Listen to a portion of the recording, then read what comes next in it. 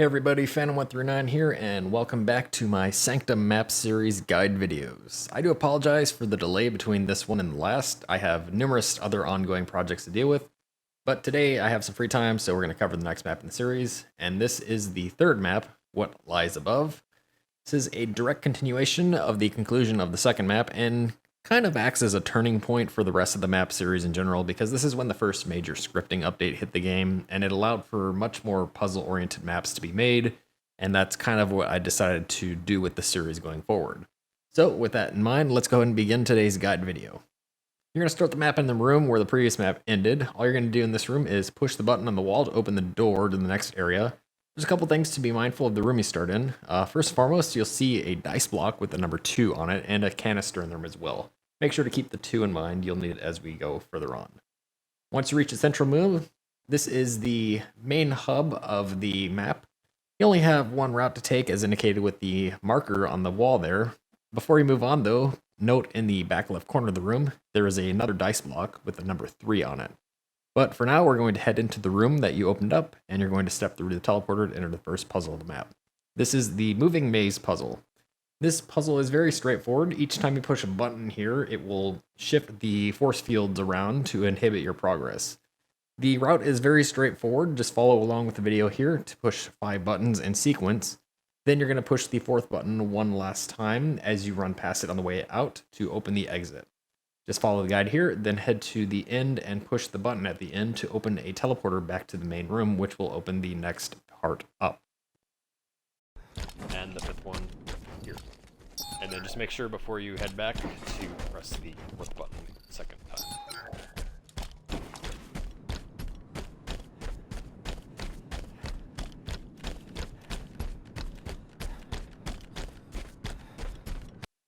You're going to head to the newly opened door on the right, and you'll find, you guessed it, rotating rocks. They're in every single map, so get used to them.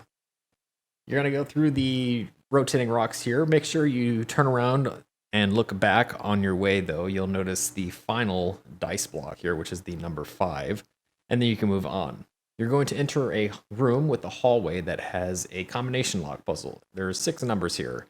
You need to recall the 3 dice blocks you saw earlier, which is 2, 3, and 5. So go ahead and plug this into the puzzle, and then push the button in the middle to open the exit. If for any reason it doesn't work, there is a reset button on the right. So go ahead and push that, and then plug the combination in again.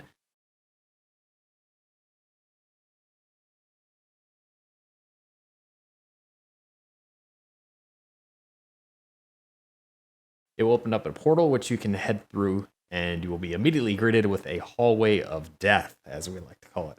Rotating rocks and crusher platforms. But what you're going to do is go ahead and turn around. You'll see a sequence of letters and numbers, which are A, D, C, B, 1, and 2.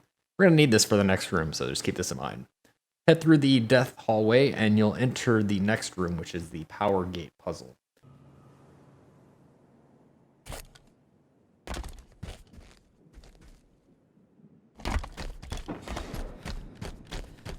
This puzzle has 6 rings on the floor. When you step into one of the rings, this will charge you with a frequency. If you step into the wrong frequency, you will die. You will also die if you linger too long inside a ring, or you become overcharged by not making it to the next ring in time.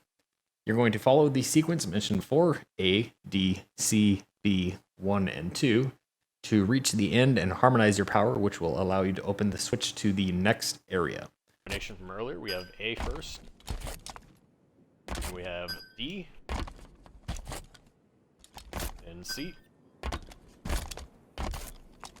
then E, 1, and finally just sprint all the way over to the other side and hop into 2. Charge it up to let you interact with this button. Once you push the switch, you will get to the next teleporter, which will allow you to return to the main hub once again. Go ahead and hop into the teleporter to return to the main hub. You will then open up the room on the top right, which will allow you to move upstairs. However, you will be quickly blocked off by a force field. You're going to go ahead and flip the switch on the force field to spawn a power orb, which you will collect. You will then need to take this power orb and throw it at the 5 canisters you may have noticed on the map before. The first canister is located in the spawn room, which is where the number 2 dice block was. The second canister is located in the front left corner of the main hub, which is next to the door leading into the moving maze teleporter room.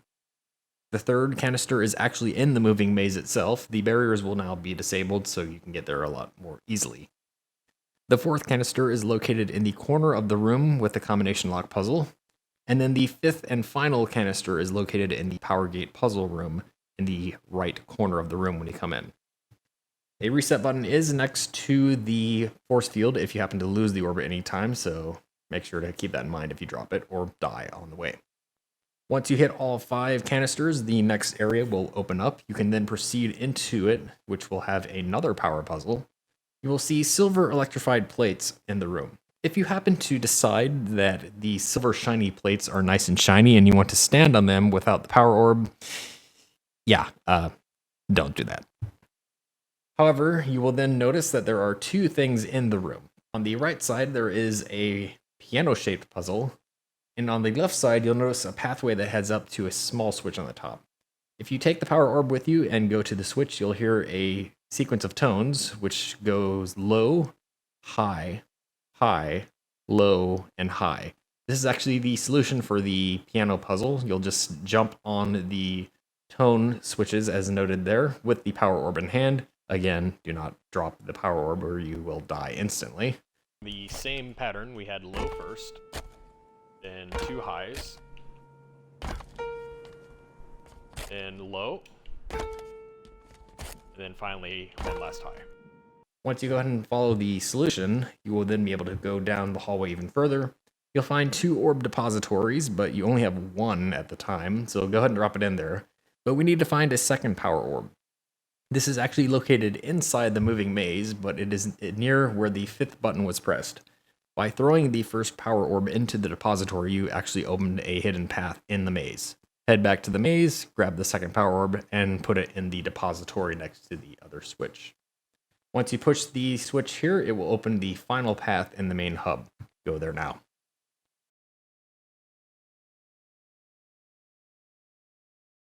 When you go through the teleporter, you will be greeted by a kill ball hallway. Go ahead and navigate this. Make sure to use the safe spot as shown here in the video to get through it.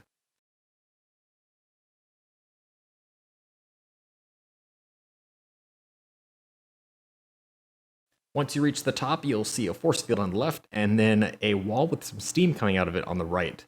Head up to the wall with the steam on it, you'll see a shiny plate. You're just going to shoot it or melee it to break it open. Go ahead and jump into this small cubby hole and you'll be able to walk up to the pipe and break it. Then you're going to go back out and continue up the stairs and follow the open path on the left, which will lead you to the area above the kill ball hallway. Follow the path here, avoid the crusher walls, and don't fall into the kill ball hallway because that will also lead you to death.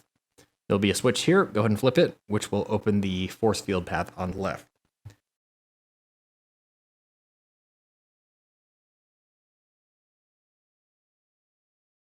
Once you head back, go into the path with the force field. You'll need to navigate some more crusher walls and some spinning rocks to lift yourself to the final part of the map, which is the pinnacle of the tower. This particular hallway used to have additional lightning strikes and everything. This actually used to be the end of the map here, but I decided that the map needed to be a bit longer, so I added a kind of a finale segment to it instead, which we will be approaching here hopefully momentarily. You may recall from the second map, we had the great big tower. Well, now we're actually going to go to the top of the tower. This final section is a jumping puzzle, complete with moving platforms, spinning rocks, an elevator, and lightning strikes. Make sure to time your jumps carefully, don't fall, or, you die, because that's how these maps work. You fall from the rocks, you can sometimes catch yourself, but that was one of the unfortunate positions of that one rock. You're on the opposite side of the tower where there's nowhere to safely fall. You're probably done. Oh, the elevator just went down. Okay, I'll wait.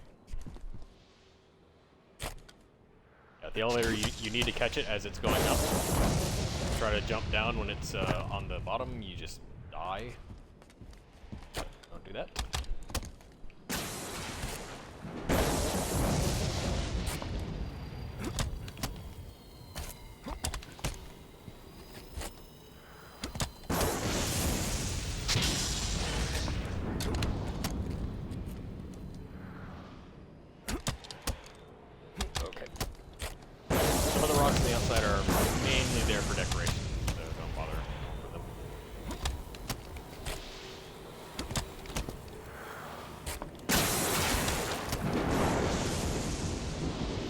You're going to navigate the jumping puzzle, and then once you reach the top, you'll be immediately pulled into the vortex above the tower, which will lead you into a volcanic cave, complete with the oddball to finish the map. Go ahead and grab it, and you are now complete with the third map.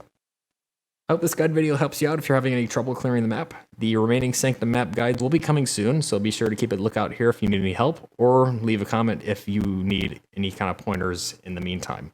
If you have any ideas or thoughts to share on the maps, or any ideas in general about the map series, be sure to leave comments as well.